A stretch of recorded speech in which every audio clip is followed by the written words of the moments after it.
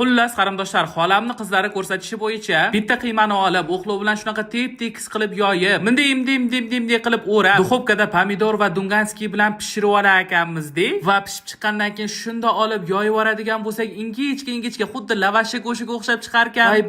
Bay, shunaqa zo'r ishtaha ochadigan lavash bo'ldi-yu bu. To'g'risini aytaman, hidini hozirdan sezyapman buni. Bay. Endi esa biz buni o'xsharmikan-a? deb turib sinab ko'rishni boshladim qarindoshlar. Birinchi bo'lib pergamentni katta qilib kesib oldim. Pergamentni ustini bir rov yog'lab olgandan keyin qiymani solib qo'lim bilan tekislab chiqdim qarindoshlar. Nega o'qlovda tekislamadim bilasizlarmi? Buni ustiga bitta pergament qo'yib o'qlov bilan ezadigan bo'lsam, chetidan qiymalar chiqib ketib qoladi-yu. Shuning uchun men qo'limda ezdim. Mana xuddi xolam qizlari ko'rsatgandek imdim qilib o'rab, pomidor hamda baqlajon bilan duxovkada pishirib oldim qarindoshlar. Shunaqa zo'r hidlar chiqyapti. Ozgina kuydirib yuboribman, mayli. Kuyganda go'sht mazasi yanada mazaliroq bo'ladi. Lekin shu qarindoshlar, men o'qlovda emas, qo'limda ezganim uchun mana xuddi xolamni qizlari ko'rsatgan qiymaga o'xshab ingichka bo'lib chiqmadi, qalin bo'lib chiqdi-ya. Bu xolamni qizlari bekor o'qlovda yoymagan ekan qiymani. Mayli qarindoshlar, asosiysi men qilgan xatoni sizlar takrorlamasanglar bo'ldi. Va lavashga keladigan bo'lsak, mana lavashning ichki ko'rinishi. Degustatsiyani boshlaydigan bo'lsam qarindoshlar, qiymamiz qalin chiqqaniga qaramasdan shunaqa mazali bo'pti. Naqadar mazali chiqqanini shunaqa shoshib yeyotganimdan sezgan bo'lsanglar kerak. Obizatini qilib ko'ringlar qarindoshlar, juda ham zo'r chiqar ekan.